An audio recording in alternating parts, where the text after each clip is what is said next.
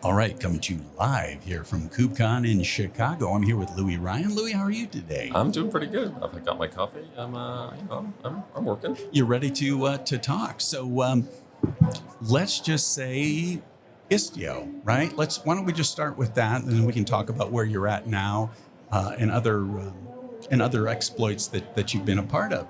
So if we start with Istio, with service meshes, tell our audience what the heck are those, and how do we get there, and what brought you into to help to put one of those things together? People think service meshes are complicated, and like lots of things in tech are complicated. So it's really like what problems you're trying to solve. Sometimes it's useful to compare technologies to kind of give people context. Like if you know this, then understanding that's going to help you understand this. So often what I do is I tell a story and say, look, everybody's used to API management, right? You have APIs, you want to expose them outside of your organization. You get an API management tool, it gives you a bunch of controls. It makes you happy. Build an ecosystem around it. People can plug into your platform. They do the work that you don't have the resources to do, etc. Sure. Internally, everything else is also an API inside your organization. Everything is really an API. You want some of those controls for those APIs. You want observability, you want security, you want these things. Service meshes are designed to give you those controls for your internal things.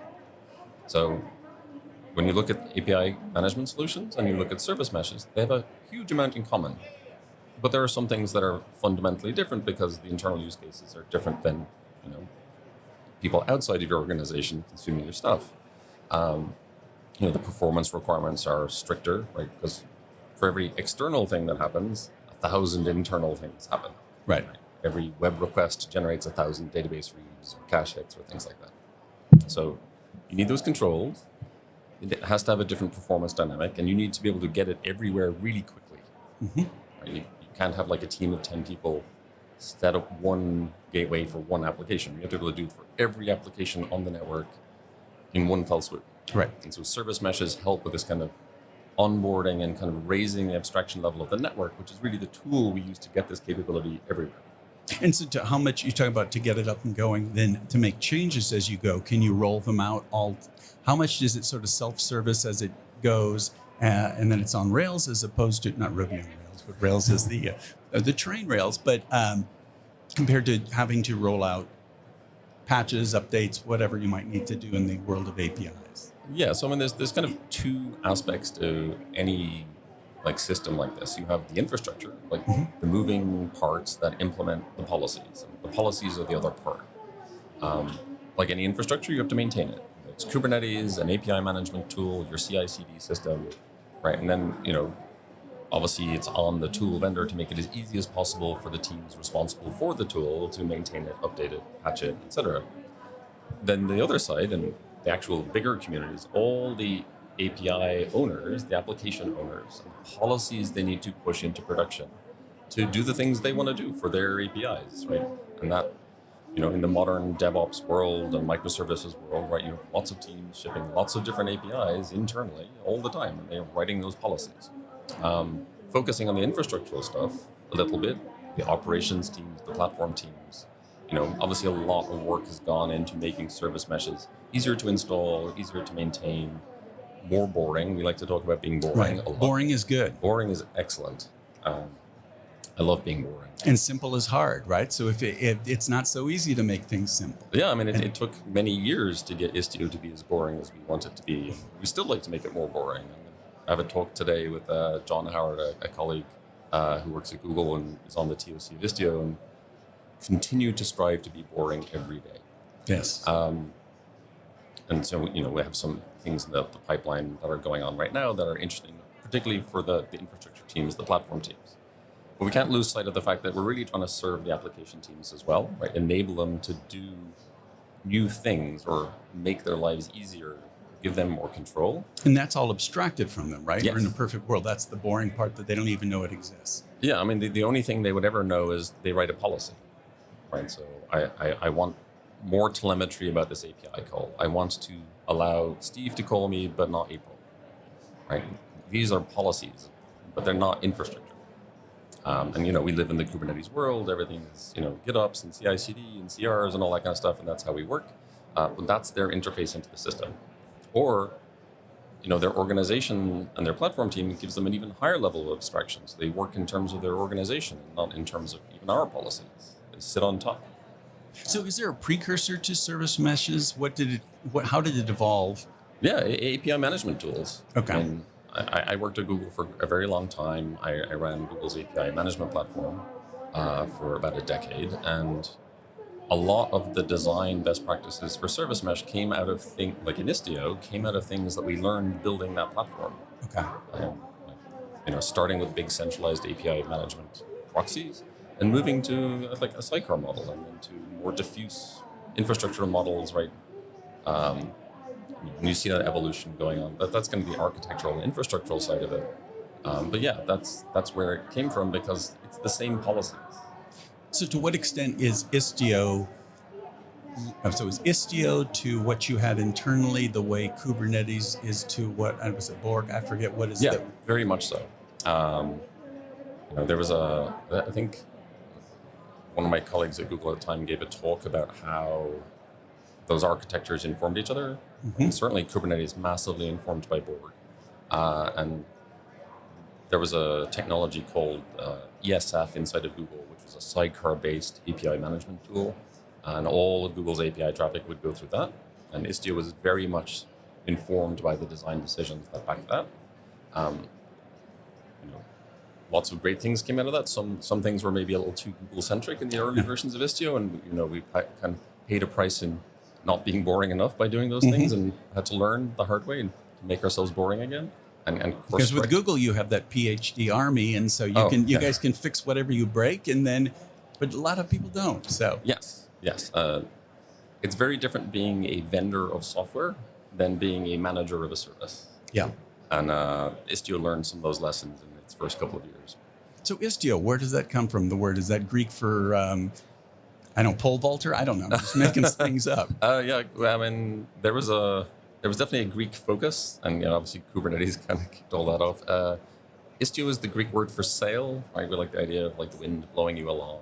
The wind. So is that like back. So if Kubernetes is the helmsman, then the Istio is the sail, and it takes you across the river Styx? Hopefully across the open ocean, like Homer. I mean, we didn't want to call it like outboard motor. I don't think there's a Greek word that I know that sounds catchy for that. I think no. And then so this would more be an Odyssey. It would be more like Ulysses. And so back to Ireland and James Joyce. Yes, exactly. Okay, so if we get back to that, then you've got Istio, and I think, when did it come out? Let's see. Just over 6 years ago now. I think we celebrated our 6th birthday back in September. And I want to say 6, but I might be wrong, and it may be 7. And so that was maybe a couple years after Kubernetes? Yes. Okay. So I remember back in the day when I was at Sun in the open source group, Google had a not so good reputation as contributing to open source. Yes. But you all have, you all meaning your previous employer, have made up for lost time. Right, there's a lot of stuff now that big important things. Witness the conference we are at, Kubecon, that have made a tremendous impact. Do you know? Was there a conscious decision to do that? Were there some enlightened people? Was it? Yes. What was the change of heart? I think you look at the evolution of cloud, right, and Google. While not being the first real entrant into the cloud market, had a very modern cloud internally compared to what was being offered, like Borg, right? Right. And there's a reason why Kubernetes is so popular, because those features are very important. And so, obviously Google had competitive aspirations in the cloud space, and, putting its best practices is a way to put your best product foot forward. And so there was a kind of enlightened strategic reasoning behind that, and then understanding that pushing things out into open source that make positive contributions to the community would benefit Google directly and indirectly. I think it's hard to say. But is there one person? I mean, you think obviously Apple has not figured that out yet. Well, I mean, Apple's in a different business, right? I mean, they're a very vertical company, right? Very much so. Yes, From chips to iPod to into the marketplace to the And their marketplace is very much consumer, right? Not enterprise. They don't run your stuff for you; it runs on a device. So very different kind of business model. But if I had to, I don't like to pick people, but if I had to pick people, maybe Eric Brewer, somebody had a big influence on me in my career there. Why do I know that name? What was his claim to fame? Probably the cap theorem. He's probably best known for that. For viewers who don't happen to know the cap, I'm familiar with it inside and out, but so if you work in databases, right, we're all used to like two-phase commits, and the cap theorem kind of gave a strong fundamental basis to how to implement massively distributed databases and have them scale and still have a good read and write performance. I don't claim to be an expert in storage. I've never worked in storage, but that's on the engineer's engineer would be known for that. He's also a professor at Berkeley. He's an ACM fellow. He's smart dude. He's a smart, influential smart dude. So is that into a distributed sort of a cluster type? Is something like a Beowulf at all akin to that, or is it sort of orthogonal? Spanner is probably probably the first and best known of that. Obviously, there are open source versions of that, like Cockroach Labs. You see Raft, obviously Raft and things like that are influenced by the cap theorem. But yeah, I mean, this is all like low level, like how do you make databases work at massive scale? Right. How do you make it boring? But also work. The speed of light and physics stuff. That physics stuff. Right. With boring, I'm just curious. Kubernetes didn't start out boring, right? Once again, if you're Google, you got enough smart people that it doesn't have to be boring, and it's kind of exciting, make it work. Where would you say in its life cycle Kubernetes is on this? Because that's a big knock against it. Is it's not for the faint of heart. Yeah, I mean that's a tough one. VMs are also not for the faint of heart. I don't remember any compute platform that has not been for the faint of heart. Ever since I, started working help desk, right, like fixing computers for people, and they would yell at me about why their Lotus Notes wasn't working. And Lotus 123. Oh, even before. Like we're talking about big enterprise systems, right? And you compare, okay, what were people using before to solve these problems? And you think, how were they talking about those systems, those problems 10 years ago, and compare it to like how we're talking about. Like, obviously, things get amplified now, more social media, the speed of information exchange, live streaming. Misinformation. Right. But I'm willing to bet you hard money that the way the people who were in the know talked about those systems is very similar to the way they talk about Kubernetes now. Right? Companies go through maturity. There's a reskilling that has to go on in the community.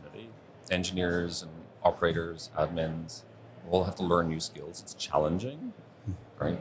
You think about like over the course of a long career, you and I have both worked in this business quite a while. I know I'm pretty new. I'm 27, so but I don't know. Tough for speak for yourself. But anyway, yes. That presents challenges to people, right? We're talking about things that affect people's careers. So yes, of course, there's that, but there's also huge opportunity. Right, it brings a lot of new value.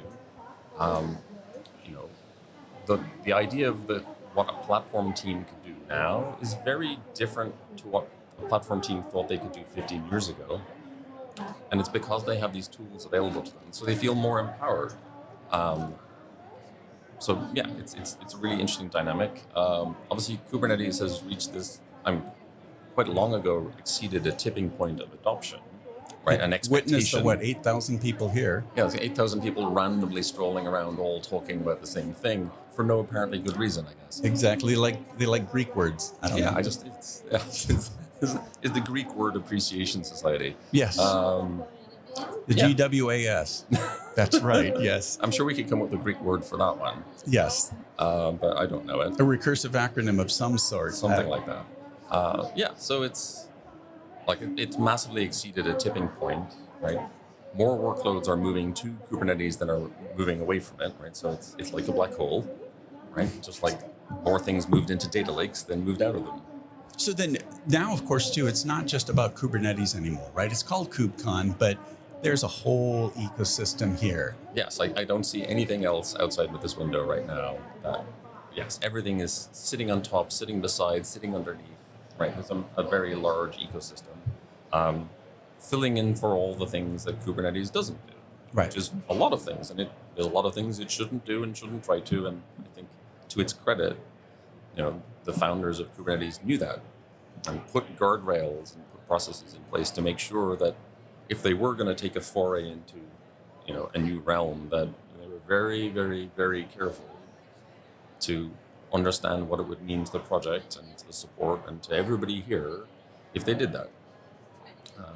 Like, stay in your lane. Right. The lane's a pretty big lane. So, And one thing we could talk about forever, that'd be very interesting, but this might be another podcast sometimes, is the whole idea of not letting technology proliferate or making it easy because I am the person who knows. The high priest, the high priestesses, I think, like Docker is a perfect example of democratizing a technology that had been around. BSD jails, you had Solaris zones, but that was, hey, kids, don't play with this. I'm the smart one. here be dragons. Yes, Yeah. yes, that's right. So anyway, we can talk about that later. I guess, so you've decided to leave Google and go solo. Yes, solo but not alone. That's right. Yes, I'm now the CTO at Solo.io. I still work on a lot of the same things. I work on Istio, obviously. I work in API management. So a bit of a blast for the past for me. Still pretty. So how familiar. much of it, what you do, is it externally facing, getting out into the community, as opposed to being internally, setting direction internally? I'm sure they're interwoven, but Yeah, so I'm a CTO, so I don't know what I'm doing. Like every but it other sounds CTO. good. You sound smart, and Yeah, I mean, you see all these tweets from other CTOs are like, I'm not sure what my job is, and I empathize with that a bit. Yes, I'm somewhere between an engineer, a product manager, a field engineer, a technical pre-sales, customer rep. and an evangelist, right? An evangelist. I mean, you're out there to make Solo look smart, Hopefully, or at least, yes. or they make you. I don't know. Yeah, something like that. So I didn't realize this is Edith's company. Yes. This So is I used to work with her at for a short time. We were both in the, speaking of CTO, we both were in this office of the CTO and worked there. So, This was at EMC? well, once it became part of Dell. Right, yeah. So, and actually that CTO org I was the only one who was from Dell, as opposed to people who came over for EMC or a whole bunch of different Island of Misfit Toys. These are various cool, what you would call it, technologies that EMC acquired. And I forget the godmother of the internet. I'm spacing on her name. She was part of it as well. Boy. She was at Sun. Anyway, so it was a very interesting group. And obviously, some people went on to do big things. Some of us are still doing what we're doing. So what was the thought of putting Solo together, and then what drew you to it? So, I mean, obviously, you've met Aditi, right? She is a force of nature. Yes. Right? A very determined person, very smart, very technical. And, she'd been working in this space, right? Trying to put together, look around the ecosystem, what are the best technologies in the ecosystem to solve a kind of related set of problems? And she focused on API management and service mesh. And she and I So have been talking did she for start years. from API management, and then, or did she, when she came in, it was meshing with service mesh, so the two were sort of transitioning? Or Their first real product in the market was an API management product. Like that's what they built the business around. Obviously, they were doing things in the service mesh community, but that was the first product, right? The commercial venture. Then obviously pull Istio into that, right? Because those two things coexist, right? They cooperate, right? API management and service mesh are really just a continuum of like control over APIs in different places. And so that was a natural growth progression for Solo. And she and I would talk a lot about that, obviously. Were there maintainers or people a part of the community at Solo? Oh, yes. No, I mean, 3 of the Istio TOC are at Solo right now. People on the steering You committee. being one of them, right? You're Me still being in one of TOC, them. right? Yes, I'm still on the TOC. Which, for those people at home, that's the technical oversight committee? Yeah, it's the kind of the product management arm of Istio, for want of a better term. Right? It's what is the direction? Istio being a technical product, it's obviously quite technical, but effectively it's like, what are we doing? Where are we going? How should we get there? And so, there's 3 people from Solo, there's 1 from Google, 1 from IBM, and 1 from Aviatrix. Cool. Okay, so if we look forward to the future of Istio, where do you see it? Do you see it sedimenting into something larger? Do you see it becoming part of something bigger that just sort of recedes into the background? Yeah, we like the idea of, like, I don't want people to think about infrastructure, right? Like, infrastructure is not something that most people should have to deal with. Even on the platform team, right? You don't want ops, you don't want anybody having stuff. The more things recede into the background, the better. Right? Sometimes we describe that as being boring. Right? It's just there. What about the concept of ambient service? That's something that I've been thinking of, that I coined a phrase recently. So that idea of just like taking the infrastructure out of the application space and putting it into the places where people don't have to think about it. Just ambient, it's in the background, it's in the air. Right. You want the capabilities, you want the power, the policy control, all the value that it brings. But please don't make me think about infrastructure. So let's make it ambient. We just want a part of the background. That's where the term came from. I like to think a little bit. I had this old college professor and used to talk about Heidegger and Ta'anta. Like, the tool doesn't exist until you need it, right? And we want that to be. You don't think about the tool. One hand clapping, is that a cone? Now my head is spinning, but you go on. Yeah, you don't care about the infrastructure. If I want policy control over something, then I just write the policy and it happens. And if I remove the policy, it unhappens. Yes, I got to believe you turn on the TV, you don't have to go and figure out how to put it together. Yeah, I don't have to go to read the NTSC rule books and things like that, right? Just magic.